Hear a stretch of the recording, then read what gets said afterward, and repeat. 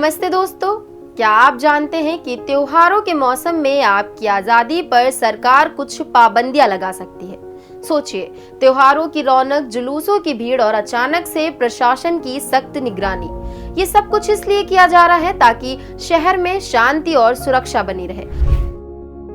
हाल ही में बीएनएस की धारा 163 को लखनऊ में 15 सितंबर से 13 नवंबर तक लागू भी किया गया है। लेकिन क्यों हर त्योहार या विरोध प्रदर्शन के समय इसे लागू करना जरूरी हो जाता है? आइए हम विस्तार से जानते हैं। दरअसल आईपीसी की धारा 144 को अब भारतीय न्याय संहिता यानी बीएनएस के अंतर्गत धारा 163 के नाम से जाना जाता है।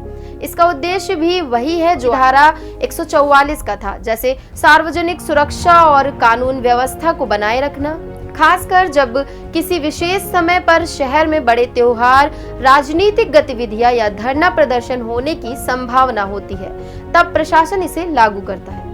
15 सितंबर से 13 नवंबर तक शहर में कई बड़े त्योहार जैसे 12 वफात, ईद ए मिलाद, विश्वकर्मा पूजा, अनंत चतुर्दशी, महात्मा गांधी जयंती, शारदीय नवरात्र आदि होने वाले हैं। इसके साथ साथ विभिन्न राजनीतिक पार्टियां और संगठनों द्वारा धरना प्रदर्शन की भी संभावना रहती है। इन्हीं सबको देखते हुए शहर में धारा 163 लागू की गई है ताकि कोई अप्रिय घटना ना हो। अब बात करते हैं उन पाबंदियों की जो धारा 163 के अंतर्गत आती हैं।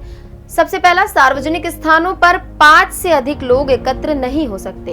किसी भी तरह के जुलूस, प्रदर्शन या सभा पर सख्त रोक होगी जब तक प्रशासन से अनुमति ना मिल जाए। रात 10 बजे से सुबह 6 बजे तक धार्मिक स्थलों पर लाउड स्पीकर का उपयोग नहीं किया जा सकेगा। इस नियम का उद्देश्य शांति बनाए रखना और ध्वनि प्रदूषण को नियंत्रित करना है। मकानों की छतों पर ईंट, पत्थर आदि जमा करने पर पाबंदी रहेगी ताकि किसी भी तरह की हिंसा या उपद्रव को रोका जा सके। शहर के महत्वपूर्ण सरकारी कार्यालयों, विधान भवन और हाई सिक्योरिटी जोन में ड्रोन उड़ाने पर सख्त पाबंदी रहेगी। ये प्रावधान सुरक्षा सुनिश्चित करने के लिए है ताकि किसी भी अनधिकृत गतिविधि को रोका जा सके। तेज धार वाले हथियार, ज्वलनशील पदार्थ और अन्य खतरनाक सामग्रियों को लेकर चलने पर पूरी तरह प्रतिबंध रहेगा। धारा 163 इतनी जरूरी क्यों है? ऐसा इसलिए क्योंकि इस धारा को लागू करने का मुख्य उद्देश्य शहर में शांति और कानून व्यवस्था को बनाए रखना है। खासकर त्योहारों के दौरान जब बड़ी संख्या में लोग इकट्ठा होते हैं, तब कोई छोटी सी घटना भी बड़ी समस्या बन सकती है। प्रशासन ये सुनिश्चित करता है कि किसी भी प्रकार की हिंसक घटना या व्यवस्था ना हो, इसलिए ये कानून समय रहते लागू किया जाता है। धारा 163 के अंतर्गत भीड़ पर नियंत्रण रखा जाता है ताकि कोई भी अनियंत्रित भीड़ किसी अप्रिय घटना को जन्म ना दे। साथ ही ड्रोन पर लगी पाबंदियां भी खास तौर पर सरकारी सुरक्षा के लिए लगाई गई हैं।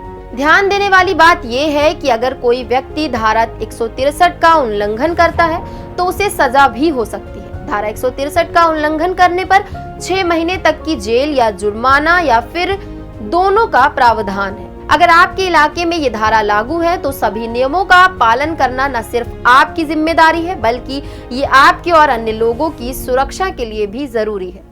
यहाँ ये स्पष्ट करना भी जरूरी है कि धारा 163 और कर्फ्यू एक ही चीज नहीं है। कर्फ्यू तब लगाया जाता है जब स्थिति बहुत ज्यादा खराब हो जाए, जैसे कि दंगे या हिंसा की आशंका हो।